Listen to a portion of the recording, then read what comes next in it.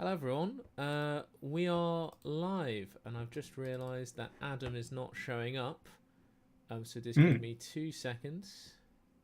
Great. Why isn't Adam showing up? I'm not here on my own, but yes, some of you recognise me. So I'm Charlie, I'm the creative director over at Parable Games, and I am joined by Adam Holloway, the lead writer on Shiver Corporate. Adam, can you just give us a quick hello? Hi. Yeah, I am Yes. here. I am Okay. not. I'm Okay. not a figment. So you can. Yeah. So we can see you. We can hear you, but currently we can't see you. I had this fixed, and for some reason it is now not wanting to show you. Not wanting to show you for some reason. Sorry, everyone. I also don't have my technical difficulties thing showing up. We did have a technical difficulties with the Cornwell safety squirrel on it at one point. But I don't know. I don't know what happened to that. I can't even remember why we made that. It was definitely for something exactly like this. Hang on a second. What on earth has it done? Oh dear. Oh dear. Oh dear.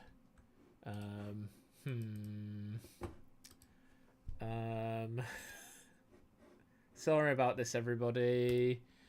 It's Oh yeah. I'm on the delay. I can see this on the delay, so I'm seeing like a small version of my head. The tiny sliver that is you, and for some reason I can't. It's deleted the window I made, and I can't. Oh, I just want. No. Oh God, damn it. Amazing. This is an absolute nightmare. I can't. I think the best bit of advice I can give to anyone who wants to start an RPG company is get an IT department so that you can outsource these problems. Because well, you're getting a wonderful thing of for some reason I can't get Adam to. Why can't I capture method automatic? I'm just getting this stretched thing, and I can't make it go back to normal. Amazing. Right. Hang on. Let's add. Add existing. Oh no, not display capture. We want a window capture.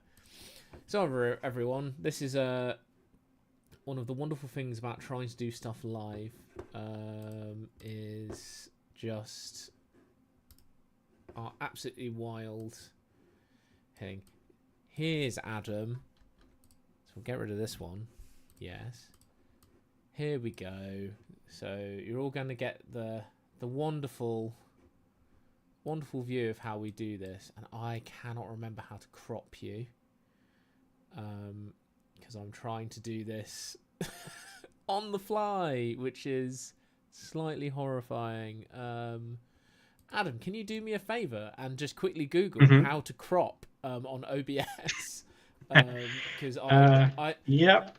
This is the wonderful thing, everyone. Of like, we do beautiful templates and we get it all built and ready to go. Are you on a Mac? I'm on a computer, on a PC. Okay, hold Alt and drag the handles of the bounding box that appear. Sick. Okay, there we go. I had a sneaky suspicion it might be that, but I didn't want to accidentally delete you again. Well, I say I delete you. I don't know what the hell happened there. There we are. Let me just make Adam's box the same size as mine. Hello, everyone. There you are. We've got Adam live and positioned. Live from our Discord chat on the company server, ready to chat about Shiver Corporate. Apologies about that. Hello, this is our second live stream. As you can probably tell, not going as smoothly as the first one. For who knows why. OBS and streaming is a fickle beast. We'll do instructions again. So I'm Charlie Menzies. I'm the creative director over at Parable Games, and this is Adam Holloway, lead writer and creative lead on Shiver Corporate. And today, hello indeed, and we are going to do a little peek behind the scenes of the Shiver Corporate book, some of the adventures that are inside.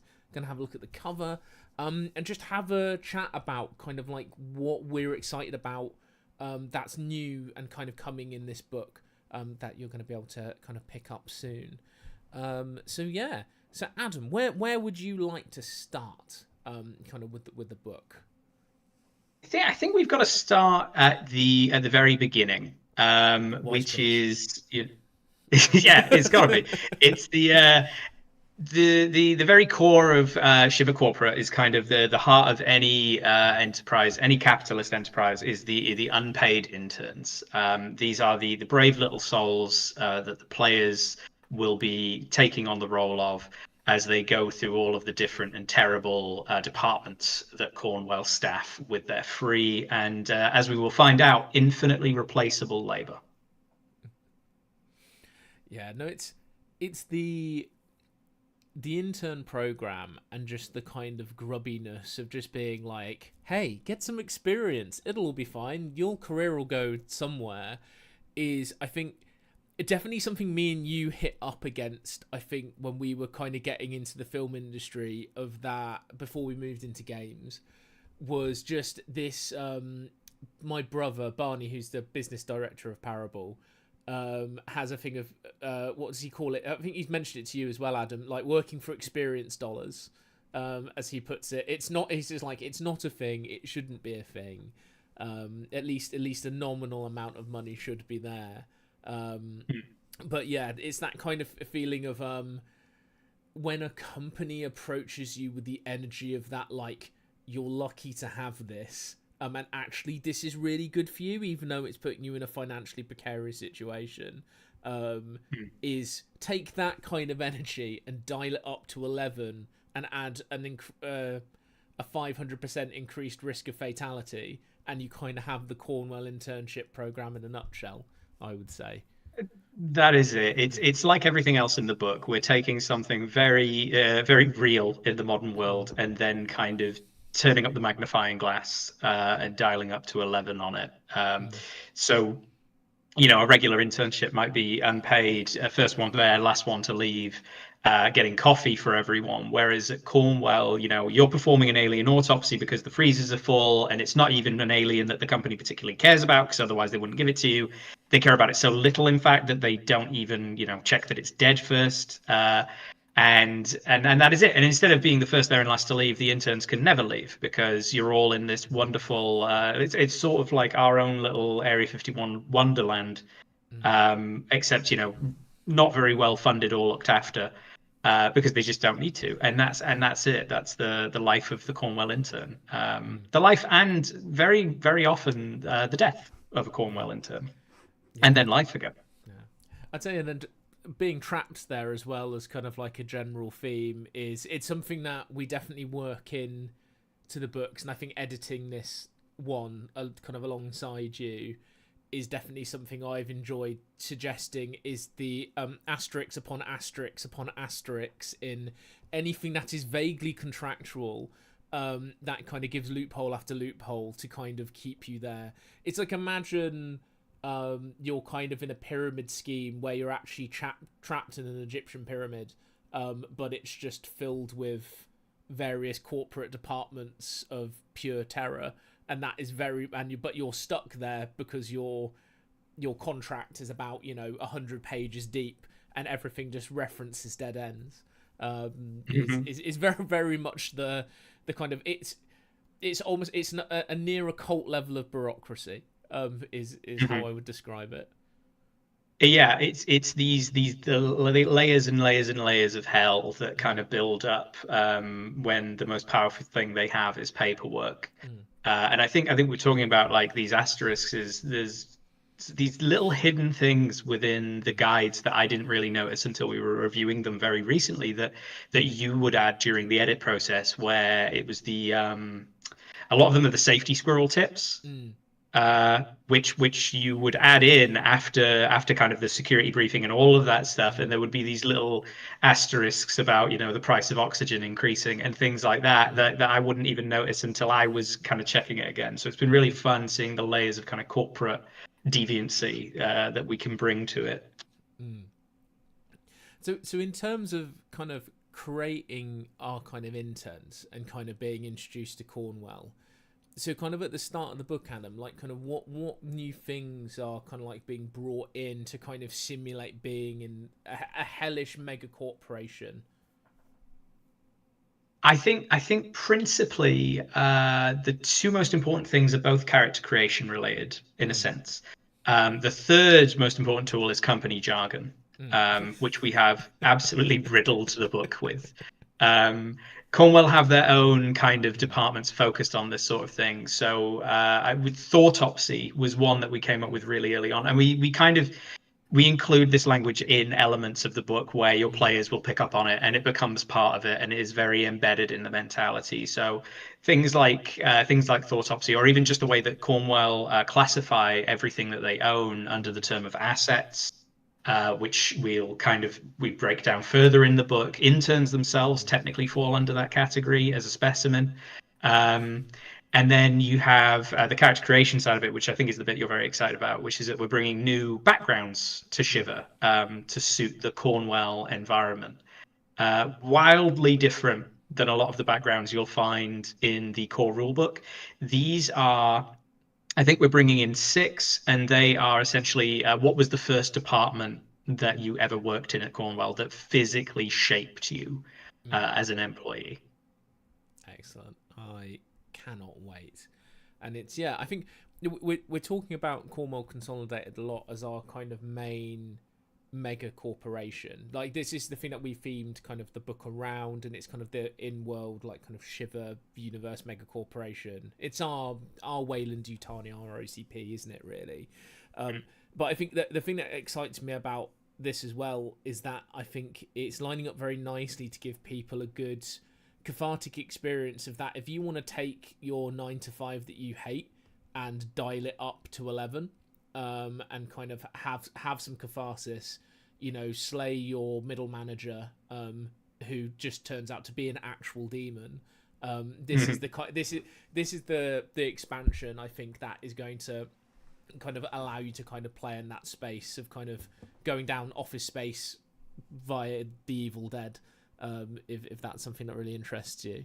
It's absolutely, it's drawn from a lot of that kind of area. You have I think the best part of Cabin in the Woods is the third act, and there's a lot of that in here as well. Oh, yeah. On the other kind of tonal end of it, which is very important to mention, is the SCP vibes, the control vibes, the people who like very strange horror, but very serious in tone. And that's something we've kind of worked in as well, because a lot of the things that, even though a lot of this is framed as funny, because it's your day job, you're an unpaid intern, and the humor is inherent, but a lot of the monsters, a lot of the situations, a lot of the new mechanics we introduce are all very high on the horror scale. So I think it's an interesting thing, I think, because the way you've written it for me is that it's presented in a very darkly comedic and satiric way, because really the documents that you're looking at are from the perspective of the company. So they have that dryness to them, and they have that element of trying to swerve responsibility in ways that are so outrageous, like they just become comedic because it is so kind of zany and out there, of like of the hoops they're willing to jump through and hurdles to go over in order to not become liable and make sure that they make a profit on a sentient rubber duck. But in terms of like that is the actual assets themselves, the actual adventures themselves, like any expansion that we kind of have with Shiver. I mean, like Slasher, I think like one of our previous expansions was one of the more like kind of serious and bloody kind of in terms of how it was written. But I've talked to players at cons who end up playing it, and tonally they end up veering more towards Scooby-Doo. And I think like corporate is the other way around. I think that you've been writing about it in a very comedic way, and we put a lot of jokes in, mostly for our own catharsis of the terrible jobs that we've had.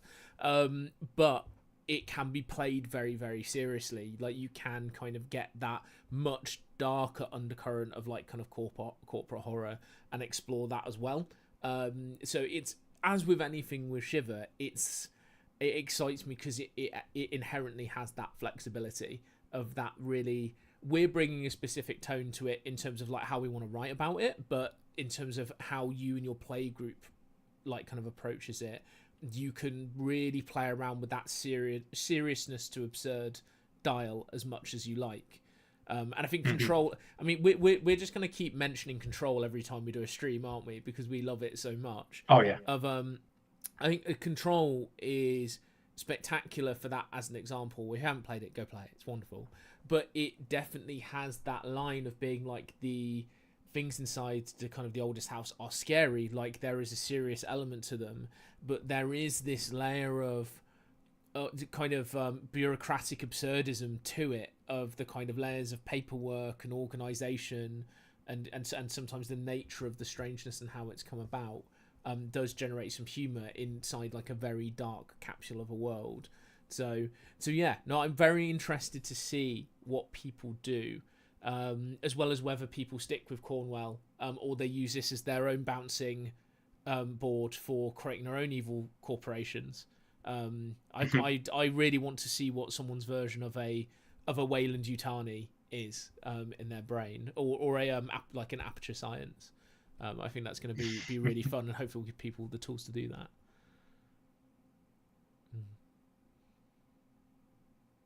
Yeah, it's I was not sure then if you were going to throw in another example, so I was giving you the room just to be like some other third company.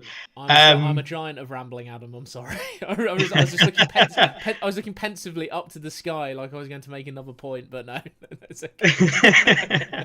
No, so a big thing with the character creation is outside of the backgrounds. I think to give you an example, in Shiver, when we do backgrounds, it gives you new mechanics for how your specific character works, but it is also a role-playing flavor. So in the core rulebook, that is kind of the background of who your character is. So if they were a gentle giant, they would struggle fighting people, but they'd be better with animals. And there'd be a flaw in the ability where they would reflect that. With it being departments, we just kind of went a lot more abstract with the abilities and skills with it. So you have really strange things. I'm trying to pick one from where the department makes sense. So if you start out in the morgue, for example, the morgue background, the morgues of Cornwall Consolidated account for a variety of departments. They're really more accurately mausoleum complexes. It's also where frozen food is stored. And your ability, then you would get chilling personality, which is that you've seen a lot of dead things recently, so you get minor advantage on all fear checks related to dead things or death in general, which is really useful, wildly useful in Shiver, and especially in Cornwall, where death is everywhere. Your flaw, on the other hand, would be no cold, please, we're bitter. Which is excessive cold draws out the worst in you. You get major disadvantage on all hearts checks when rooms drop below room temperature. So very specific and weird kind of pulls. And there's 6 of those. But what we also try and do with those 6 is get you inspired in making your own. So if you wanted to pick any of the other departments that are actually featured in the book, because I don't think any of these 6 are, you could figure out what that department's about by reading the adventure and then come up with your own background for it. Absolutely, and I think that's a wonderful segue into the sheer amount of weird departments that we have, and starting to have a little chat about the kind of structure of the book and the adventures that we kind of like find within. Because kind of with any kind of Shiver expansion, what we kind of talk about here with the new backgrounds and things of building your interns and your own kind of mega kind of evil corporations, that's the front end of the book. Then what we wanted to do was to provide basically a load of great example adventures and case files for you to jump into to start building out different departments. And every adventure and every case file is set in a different department of Cornwall, of which there are limitless numbers of strange and fantastic places for you to go. In terms of that, Adam, like, do we want to dive into doing a sneak preview of a couple of the adventures, or do you want to talk about departments a little bit more? Yeah, all right. No, I think we can. I think we can pull up an adventure or two and talk a little bit about the departments that are in there. Okay, where would you like to start? Like on our department tour. So, do we have the reaping floor. Is that We one? Is do that one we've got indeed. access to? Let's take a look at the reaping floor. Bear with me. I'll just get that set up and ready to go. So it's easy for us to see and read. Wonderful. Okay, so here we are. So yes, the reaping floor. The adventure one here is called Crashing the Stalk Market. And as you can see, in terms of kind of where we're actually at with production, pretty much 90% of the book is laid out, fully artworked. All it needs is kind of collating together. So we are very, very far ahead in terms of kind of where we are. But before we start delving into the adventure as a bit of a preview, Adam, give us a picture of the reaping floor. How would you pitch the reaping floor? So the reaping floor, which is not officially what it's called, it is called the Garden of Plenty. But the reaping floor is what it became known as. I think there's actually a note: if anyone is caught referring to it that way, they will be penalised a day's wage, which the interns don't have, so they've got to come up with that money somehow. But what it is Cornwell's attempt to get into the market of ugly fruit and veg, which they know is a huge craze in modern supermarkets with conscientious consumers wanting to reduce food waste. And they see it as a way that they can use to manipulate the fruit and veg to make it ugly, to kind of corner the do-gooder market. And what, of course, they do there is they rebrand the term food so that it doesn't necessarily mean edible or nutritious. And they come up with their own little mutational formula known as love, which is definitely not the love we have. But they can definitely then say that Cornwell's food is made with love. Yes, I think actually I can see one of our many asterisks here about love, as love does stand for legally obscure viral evolution formula. It is not an effective substitute for love, the alleged emotion. It is, however, an efficient growth hormone with mutagenic capabilities. So in terms of where we're kind of heading with this floor, and from the cover art, I'm sure some of you can guess that these ugly veg are gonna have a bit more bite to them in terms of flavour and having actual physical teeth. To rewind a little bit, so in terms, so that's our floor. But we'd like to kick off our adventures with what we have created as the Universal Project Briefing, where we really and you can print this page off and kind of get your players to sign these before they start each session, of just making sure that they're all kind of on board with things, and also that, you know, Cornwall Consolidated, the mega corporation's interests are always protected by them having that little signature.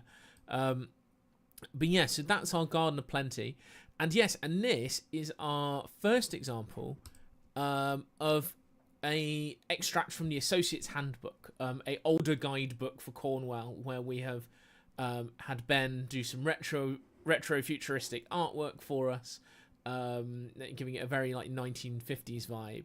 Do you want to talk us through the Associate Handbook guide pages, Adam, and the kind of genesis of that? Yeah. So I think they were probably the first thing I came up with when trying to figure out what the Cornwall book was going to be. Was that every project or department or research endeavor Cornwall would have would always begin with 3 steps, which is, you know, it's the classic start, question mark, profit. And with Cornwall, the big adventures in this book all have those 3-point presentations that explain whatever the hell it is they're trying to accomplish here. And you have the wonderful art that Ben did, which was our 1950s company like guidebook style pop art almost thing. And then you have the case files don't have the 3-point presentation. They have 5 steps, which is the intern guide. It's the 5 steps to do a thing, which gets very, very dark very quickly. But the 3-point ones are always company presentation style. So you can see here, the origin of the term mutables and whether or not the scientists preferring the term mutes was better. You've got what is food in quotations with a trademark. With my personal favorite slogan, it's a better question to ask, what isn't food? The answer, nothing, if you try hard enough. And then you have good old-fashioned corporate farming, which is, I think that was one of Barney's favorite things that we put in, was this kind of introduction to the floor altogether, which is, it's all an underground research facility. So all of the soil has kind of been imported down there. They have gone to a great effort to make this look like a real life, like family run farm. And someone came back to us and kind of said, is this a comment on the current state of factory farming? And I was like, maybe. It's definitely in my mind when I wrote it. But the effort to make an underground farm with a fake sun and all of the things is just the levels that Cornwall will go to do this really strange endeavor, just to see if it could make money, because they don't need to. I mean, they don't need to make money, but if they can, they will do anything to get it. And that's where these presentations really get to have fun with the core concept. I think the thing that I love with this adventure in particular is the overalls, the sun hats, the fake sunlight. It's something that comes up quite a lot with Cornwell. We have a slightly like 1950s aesthetic, which has like bled forwards as the company's kind of grown, is the idea, but they've never really completely shaken it. Of like, you know, they're here for future, they're here for progress, but my lord, do they have traditional values?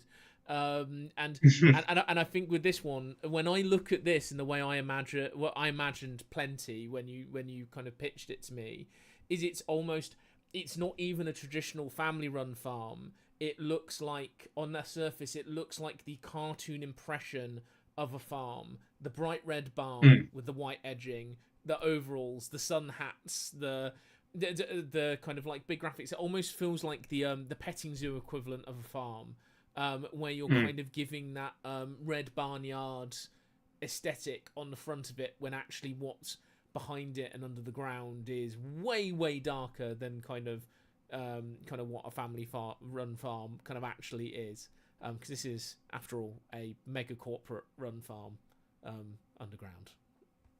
Absolutely, it's about, like, the cartoon-esque aspect of it is very much there, and it's something that I don't think we really pull it apart in the book. I did pull it apart a little bit in the novel that we're doing, where I kind of address that the company is so big at this point that it's kind of built its own ecosystem. So any kind of aesthetic or progress or change for them on a scale like you would see outside of the company is just kind of not going to happen. So they have built their own worlds within the world, and this is where the company is kind of happy operating. And I think the reaping floor is the perfect example of that. Yeah.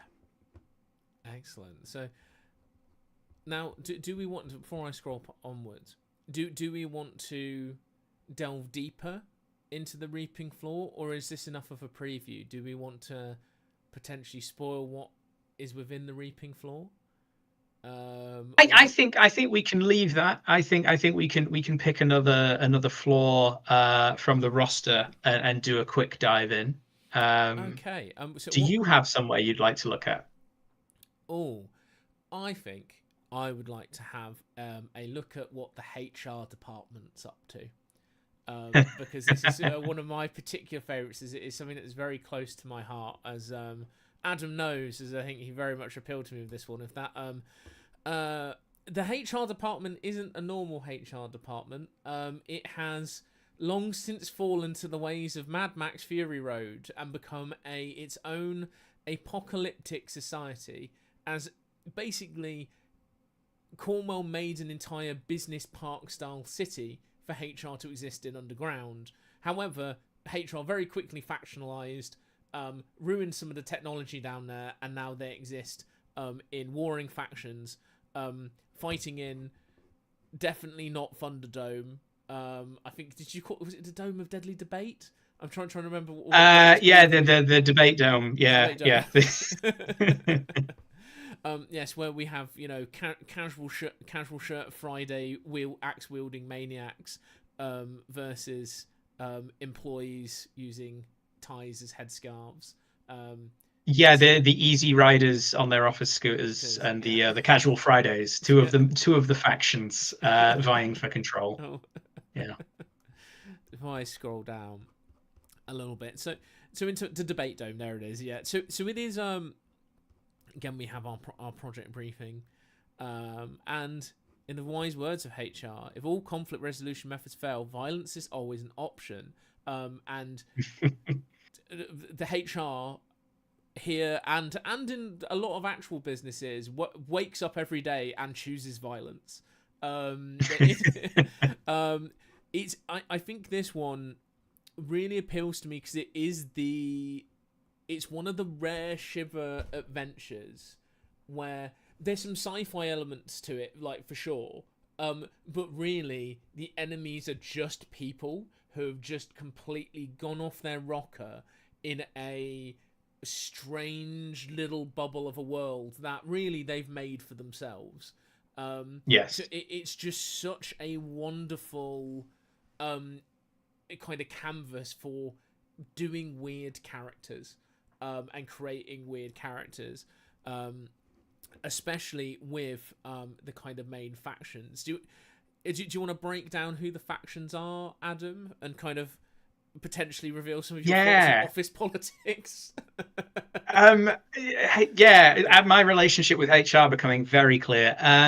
So we did mention we have the Casual Fridays, which are the Hawaiian shirt wearing kind of group. We have the Easy Riders, which are our kind of, like Mad Max on a very slow office scooter. Who are the two small factions who are kind of warring over what's known as the office wastes, which is filled with sand from the last office beach party, motivational beach party that they had. And you have those two. I think the Casual Fridays kind of hide amongst the sand dunes in the office cubicles, and then you have the Fridays who are patrolling the endless corridors.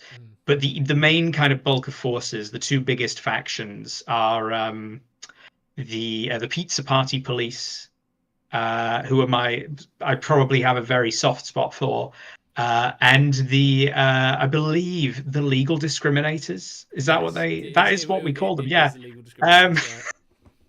I was trying to remember because I know the name of their faction is the Kingdom, because they have cornered the area of the office with all of the fancy dress props. So they are living in this kind of. They also, I think, have all the water coolers. So they built this great throne of water. And they have the props of a king, a queen, but also army men and nuns and doctors and nurses, and they're living in their own little kind of fiefdom, while the Pizza Party Police on the other side believe in the old ways of HR. They are suited, they are booted, and they are praying to the god of organization and bureaucracy, the Eldritch Lord Regulagaroth. Which they summon through the use of their pizza boxes for their motivational pizza parties. And it's absurd to a degree, but anyone who's spent any deal of time around HR will find something within these factions that rings very true. Yeah, I do love that people have asked us for more Eldritch content and more like Lovecraftian content, and they're getting it. And this is what we did. But my lord, did they not realise it was going to be sentient pizza slices trying to kill people? And spitting sizzling pepperoni onto people. But I absolutely love the legal discriminators. I really enjoy, because it is very much if office arbitration was done by the way of a Ren fair, which really speaks to me of being like, you can sit down, you can try and have a HR rep who woefully misunderstands the situation, try and negotiate your way forward, and if all else fails, you can have a duel to the death, or a joust. Exactly, because I think we talk about, like, this is probably one of the longer adventures in the book in terms of page count, for sure, because we introduce every adventure, which is something we haven't mentioned, introduces new mechanics as well that kind of tie in with the weird world of Cornwell, all their weird research. So for the HR not being a research department, they have a weird little post-apocalyptic crafting system where you can learn how to use office stationery and as a weapon, or turn it into an even weirder weapon. So there's a lot of page count, but we do address in it as well. If you wanted to spend more time in the HR department, it'd be really easy to do. And I think we give a lot of suggestions for what you can do in the kingdom as kind of if this was an open world style experience.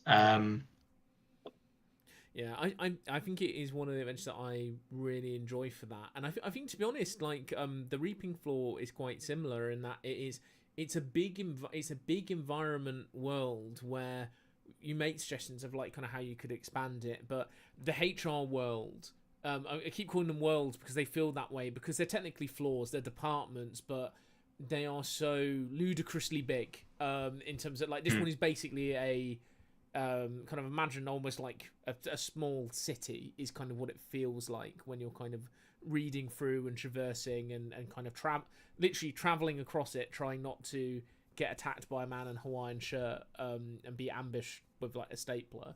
It's great fun, and I think this one, if you're looking for like a longer like campaign style play and you want to like try an adventure where you could maybe expand that adventure out, do more stuff kind of in one department before maybe moving your players on, this one I think you can expand it out so easily and have so much fun with it, because there's just so much going on in HR that shouldn't be, which is for your players to kind of like deal with and fight against. Absolutely. And you saying, thinking of it as a world is exactly how I approached kind of structuring each department in it for that reason. And because when you work at a big company, your little space, I mean, we used to work somewhere where we were 30 people, which was quite a lot of people to know and work with every day. We were 30 people out of thousands, and we were a department, and that was our world, kind of forgetting the rest of the company. Yeah. Obviously, again, dialing it to 11. But with Cornwell and HR, Cornwell wants someone to manage their number one resource in terms of number, which is humans. But what they really don't want to do is be bothered by HR. So for them, developing this very contained ecosystem, like even more so than everywhere else, and also just peppering it with little social experiments in quotation marks to see what degree or how quickly things will go. I think we make a joke. I reference so many different inspirations in this. One of them being not Tower Block. J.G. Ballard, High Rise. Yeah. Which, it has elements of that, of like how much can you tweak and poke until people break. And one thing Cornwell did was they gave the HR department, all of them, this tablet, which is all of their rules on, is literally an e-tablet that is the 10, is it the 10 codes of conduct? Yeah. And each one is entirely contradictory to the rest of them. So from the get-go, their very rules of existence are arguable. And this is how quickly every HR department will eventually fall into disarray, or as the Cornwell leadership call it, a Ballardian slip after High Rise. And that's it. I think we call it pulling a Miller as well at one point for good old George Miller. But it's they've built this world and they want to just build it to see how quickly it'll burn. And to them, there might be some interesting research in that, but mostly what Cornwell leadership do is do things because they find it entertaining. Yeah. And hopefully you will as well. And also, on the books, it means that if anyone ever tries to investigate Cornwall, they do technically have a HR department on record. Is how I see it. It might not be available for comment, but they've got one. Yeah, not until the war's over. It's excellent. So again, Adam, I ask you a question. Do you want me to delve down a little bit deeper and look a bit further into this one, or do we want to bounce to some other areas of Cornwall's mega corporate madness? Let's take a look at a case file and show the real difference, I think, between these really big adventures and the case files. So we've got quite a few options for case files. Where would you like to head? Because we've had some technical problems today. Let's jump to the IT department and take a look. Okie dokie. also known as the blood drive or infinite support. Mm. It's oh yes, One of my personal favorite elements of the company, which was a really dumb joke, which was just that Cornwell's intranet, like their company-bound internet, is the Infinet. It's an infernal entity, an asset that they acquired that is essentially a sentient CPU. It's a CPU that can power all of their kind of data needs. It's probably the only friend the Safety Squirrel AI that they have has. And of course, the only problem with using these kind of strange and devious entities to power your tech department is they run on human blood, and that's where the blood drive comes from. yes. It's I really enjoy this one of being it is a how would I pitch it succinctly? It's a gross body horror Tron story that kind of emerges out of this. Of that, it's if Tron's neon was very very blood soaked, and the only color you don't get any of those blues or greens. You only get red, red all the way down. But yes, no, I think this one's a really fun one as well. Again, like building out that world of Cornwell of being that the Infinite and Blood Drive is something that we refer to in other bits of the Cornwell world. But this case file gives you that kind of thing that we've kind of done before with case files, a good like overview and structure of like how you could interact kind of with the blood drive and kind of with the Infinite and like kind of create a story that's focused entirely on it, but kind of giving you more options so you can like work it into like a bigger story that you're doing for your interns. It could be a wonderful little get uploaded into the Infinite side quest as well for your interns. So you kind of have lots of options, and I've just scrolled down so we get a lovely example of the kind of difference in terms of like company communication from the Associates Handbook. This is our example of like our steps. So this is all about connecting to the blood drive and logging into the Infinite, and what the physical toll that it is going to have kind of on your interns, which I always kind of deeply enjoy. I can't remember. Oh yes, so we've got all bits of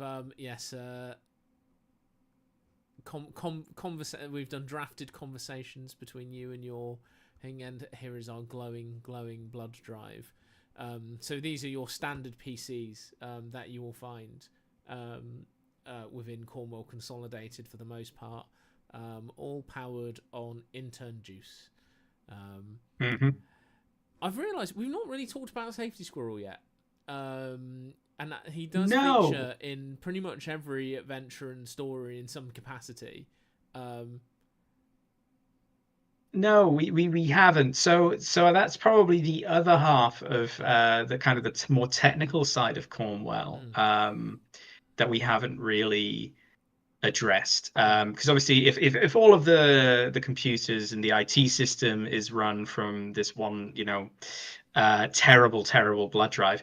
The other side of that is Cornwell's health and safety department, which has actually just been outsourced to the Safety Squirrel, which is an artificial intelligence that Cornwell developed originally to teach children in schools, but was deemed too unsafe, in quotation marks, which is an event we don't address in the RPG book. Again, I might delve into it a little bit in the novel about what exactly this incident was that meant the Safety Squirrel never really went to market.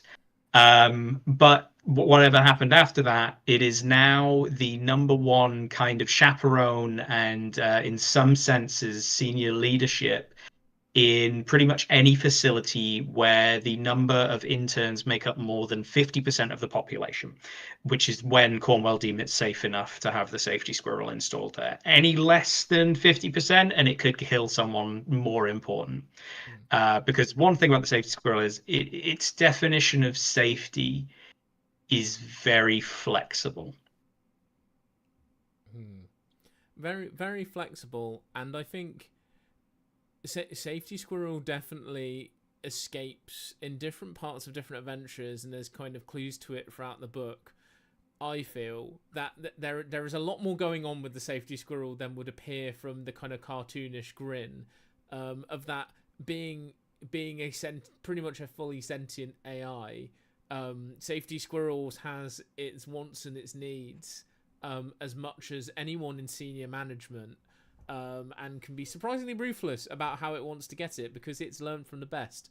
And by that, I mean the executive board of Cornwall Consolidated. So yes, it is definitely one of my favourite characters. We've noticed that Safety Squirrel has become a bit of a fan favourite with people already, which is nice to see within the community for people who've played like Shiver corporate stuff already.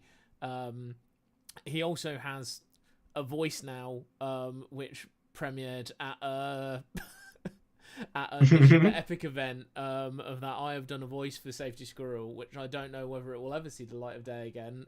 It probably will do because it will have to be in the. I imagine he's going to pop up in the crowdfunding video, even if it's just to solve a technical difficulty. But yes, no. This is a face you will see regularly. The Safety Squirrel. He's always got some tips, but his tips always have caveats, which we've already mentioned. And yes, he is. At some points, you may want to trust Safety Squirrel. At other times, you may desperately want to ignore Safety Squirrel.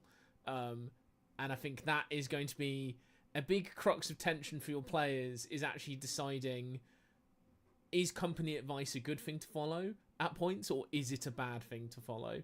And kind of whose interests are they actually serving? But yeah, I love the Safety Squirrel. Yeah. The Safety Squirrel was a real joy, and the weird thing is we kind of put him into the very first Cornwall adventure, and it was like, I remember kind of leaving a note for you. It was before Cornwall was going to be a book, and it was just going to be like a couple of installments, and I said, if you don't like this, we don't have to keep it.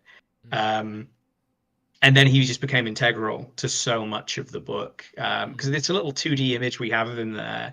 He's still in Ben's signature style, but you know that is, from looking at that compared to any of his other artwork, it's more digital.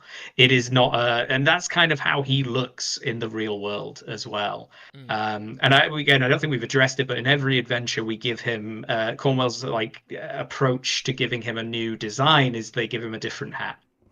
And that is the hologram, the hard light, soft light holograms of Safety Squirrel. Basically, will that's the main thing they change. If I jump back to workplace at war, so here he is repping a headband and the pizza party banner, kind of ready to join in. So we have Safety Squirrel can adapt his appearance depending on how he appears to the players and to kind of every adventure, and we always have fun of just being like, what Mr. Ben outfit are we going to put Safety Squirrel in next? I think is a conversation me and Adam have had. So I remember when we were talking about the initial briefing for Safety Squirrel, when we were chatting about it to Ben, we were very much saying it's like, it needs to feel like a slightly more animated version of Clippy, but more annoying and slightly sinister.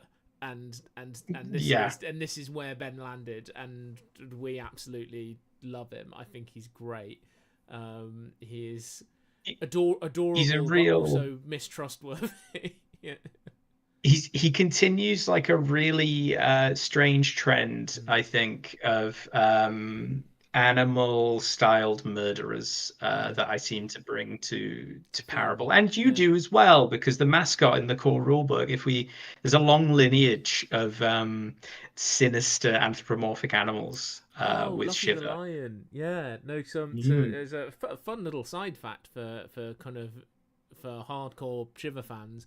The mascot is actually from a test game I did called Bloodbath at Beaumont High, which has never been published. It may be in the future, who knows. It definitely needs a lot of polish, but I did a mascot kind of character called Luffy the Lion that I did some sketches for and kind of ran the game for. And when we were talking about the slashes that needed to go in the book, is I said that it would be nice to have that kind of big oversized mascot style character, and that's when I handed Ben the designs for Luffy the Lion. I think Ben actually played in one of the Bloodbath at Beaumont High playtest ones.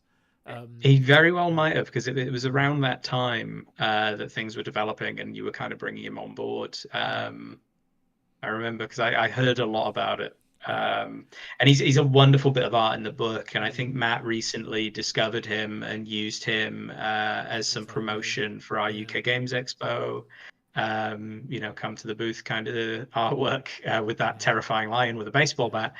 But I mean, obviously from there we had Owlman and Chippy in the slasher book, and Lopsy. Then Lopsy again, from the starter sets.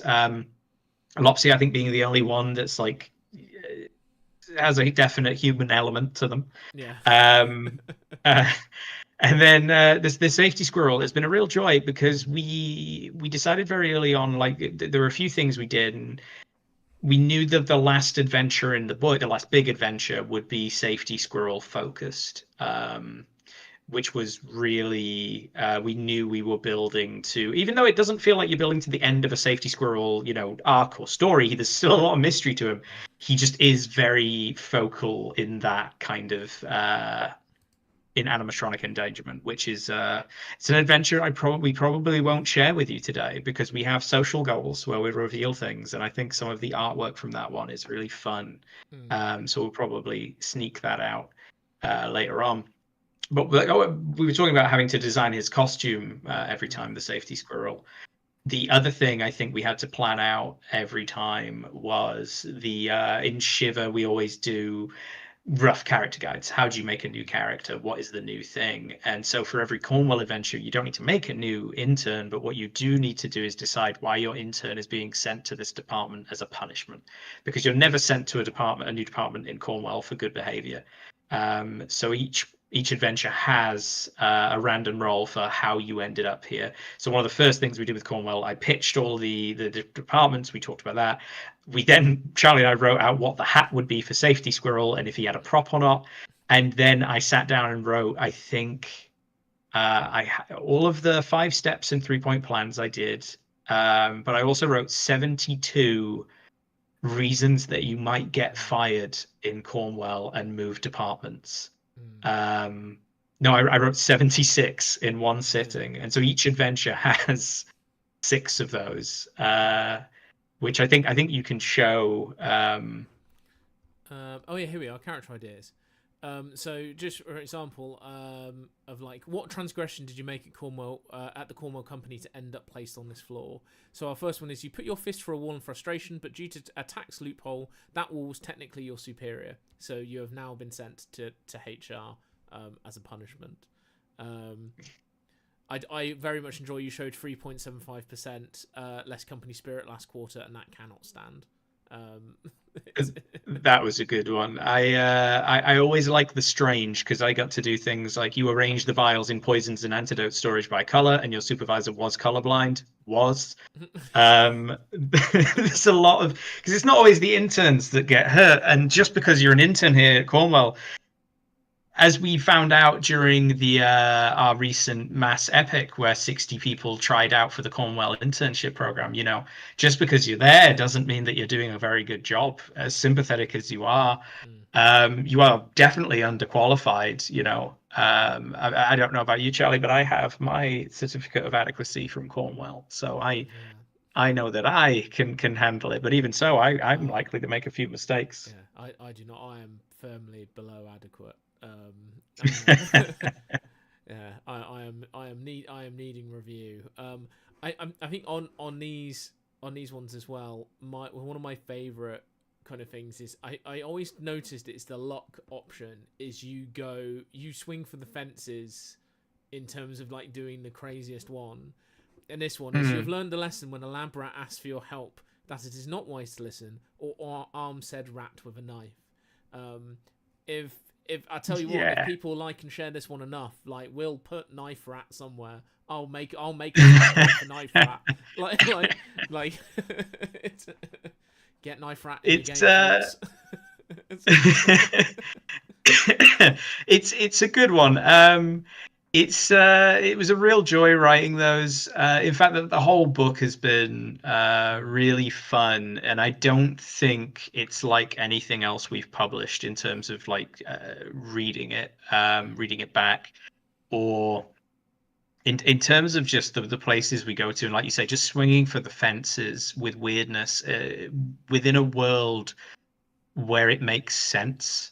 Mm. um, which has been the most interesting thing, and kind of having you and Barney and even Ben coming back with even weirder art briefs than we thought. Like having you guys all just kind of in the corner, you know, looking at it and going like, "Oh, it could be weirder," and putting your own kind of mustard on it has been such a joy with this book.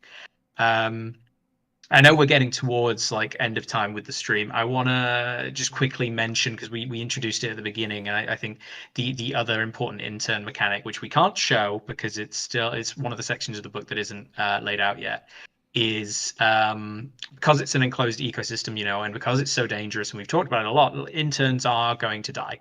And they will die multiple times because Cornwell has finally figured out the temporary fix, at least, or at least the fix for its low-level employees to the age-old employee retention issue, which is imperfect cloning. So should one of your player characters leave this mortal coil sooner than they intended, you don't have to worry.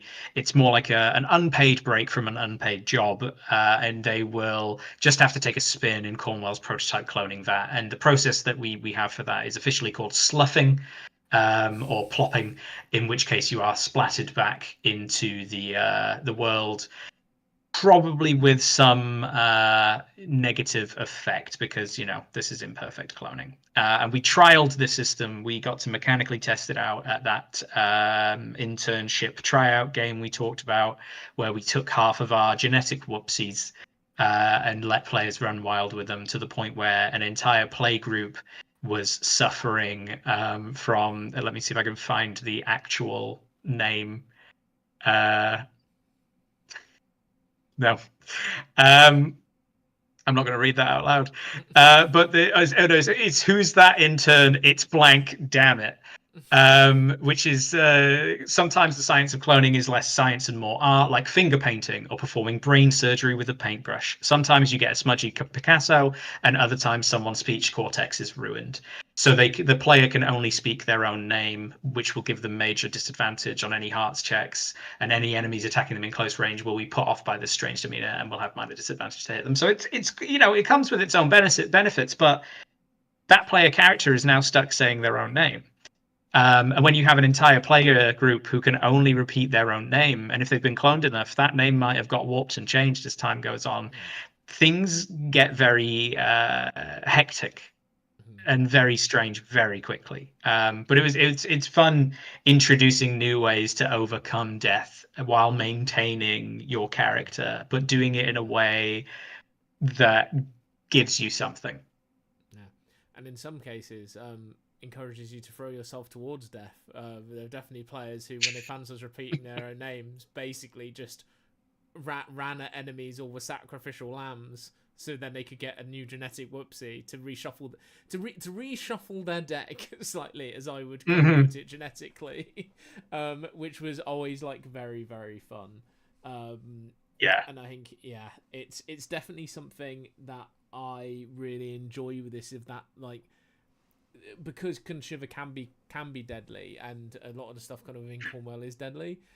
It gives an interesting amount of consequence to death, but it allows you to kind of keep a high pace, kind of frenetic kind of pace of play, but make sure that there is consequence that is usually very funny to death, and will start to alter how people play in fun and interesting ways, and provide interesting role-playing challenges that kind of creates those nice and unique and funny moments of I think, who did I have on my table? I had someone who just kept saying their name and the epic, and so for context of the epic, I was running a separate table, so I wasn't running like the adventure portions. I was doing like group interviews, and I forgot about that one on the table So so I had someone that basically come and sit down, and all they would say was Susan, Susan, Susan,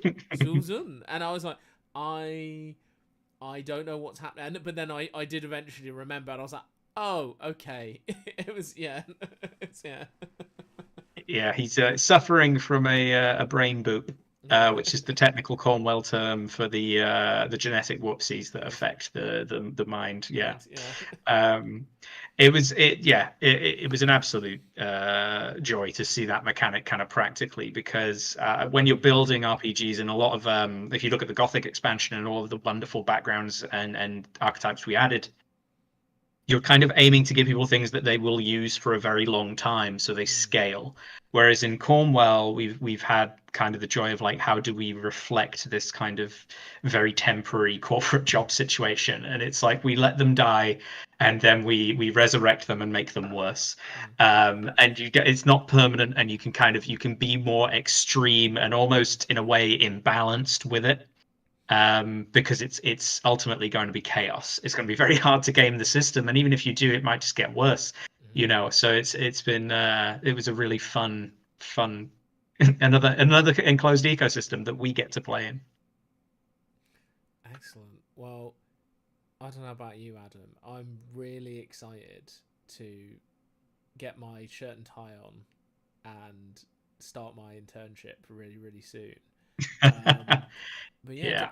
but I think so. We're kind of coming to the end of the stream now for today. I mean, are there any other little bits we want to go over? Any announcements that we have before we pop off for this evening?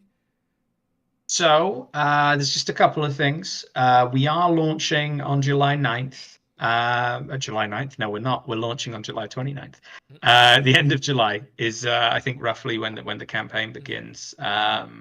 And we have, I think, one last thing we do need to kind of show off. So, I've just reread the title of this stream. Yes. So I think it's very important that we fulfill that promise. Absolutely. So let's go. We're going to take a look at the new cover for Shiver Corporate. So yes, so this is the is it showing? Oh wait, hang on. Just let me tweak this slightly so it's not cropping as hard. There you go. There we are. So yes, so this is our brand new cover design for Shiver Corporate, the intern survival guide, as we're kind of calling it. So as you've kind of already seen from the internals, it's laid out like a company manual, but there may be some little tidbits of previous interns hidden within who are leaving you some notes on kind of bits of the job they maybe didn't get on with so well and want to try and kind of keep some of you fellow interns alive. So in terms of like kind of the stuff that we've kind of already covered, that's kind of being reference kind of within here, you can kind of see our intern is dutifully hooked up to the blood drive. We've got a safety squirrel kind of peeking over there, one of our pesky mutable carrots as well, looking to kind of bite some ankles over here, and all of these figures and characters that are appearing over this cubicle are featured in an adventure kind of within Shiver Corporate in some way. So yes, including this creepy, mysterious robot, which we won't go into more because it's one of our favourites, but we'll potentially talk about that some more in the future. My one note on this, so it's so this is, I kind of sketched out some kind of cover ideas, and Adam gave some cover ideas, and when we landed on this one, we started kind of like figuring out kind of more elements of the specifics of the composition, and we were talking about this expression on the intern's face for a long time, and I ended up having to say to Ben of being, have you ever been in an office job where you're on the phone and you're doing something that you know you're potentially not supposed to be doing, and you can feel your manager's eyes on the back of your neck, and you're almost like trying to peer out the side of your head to see if they've noticed what you're up to. I mean, I definitely felt that writing some of the first Shiver book whilst in the terrible dead end job that Family Games where me and Adam both worked, because we probably get sued if I mention it. So yes, but my manager very much at times felt like this guy. But yeah, any other little details you want to talk about from the cover, Adam? No, mostly you've covered it. It was the wonderful Easter eggs that we managed to fit in, the detail, the bin on fire, not addressing specifically what these characters are. Anyone who's played our quick start, which is still available on the launch party page, will know who the guy on the right is. But the other cast of characters are all, as we were talking about earlier, these Cornwell branded assets, from specimens to the abnormalities and the artifacts, all weird things that the company in some way owns or maybe even employs. And each one is its own really just absolutely abstract and weird thing that if it existed anywhere else in the world outside of Cornwell would be considered valuable to someone, or worthy of mention and note, worthy in itself. But because it's in Cornwall and they have so much, they don't know what to do with it. They don't care about it. And that's why it's around the interns. And in a way, the intern is exactly like all of these other horrible, nightmarish monsters in that they too would probably have more self-worth if they were outside of Cornwall. And that ultimately is what Shiver Corporate is, in a nutshell, is a bunch of undervalued and underappreciated employees stuck together. Yeah, excellent, love it. I I honestly feel that if any of you have worked a 9 to 5 that you dislike, honestly, I can say from having edited this book, the amount of giggles you will get out of it is immense for an RPG book. I think it is definitely it is the funniest Shiver book that will have been published, like by a good chunk. I would say. I think pretty much every member of the team, I think, has had a good chuckle whilst working on parts of this book. So we hope it kind of can bring some levity, lightness, and a nice bit of catharsis for people who are struggling in the world of work right now, because we know it's not always the best of places. Thank you everyone for tuning in to our second Shiver Corporate stream. We're going to hopefully aim to do some more in the lead up to the campaign, kind of if we can. But if you have any questions, anything you kind of want to ask us, please join our Discord. We're on that. We're both on there. We're both very active. Adam definitely more so than me. As Adam is our community manager, and I am terminally not online at times. I'm trying to be better. But yes, ask us any questions on there. Please give the Back Kit launch party and project a follow. Share it to your friends. If you're liking what we're doing, please shout about it. And also, if you sign up, you will get the new quick start with the hellish supply closet adventure all packaged up and ready to go, so you can see if this tone of adventure is for you. So I think that's all from us for now. Any last words, Adam? No, that's it. I'm very excited, and hopefully we'll see you again before the campaign begins. Amazing. Cheers. Thanks everyone. See you all soon. Bye.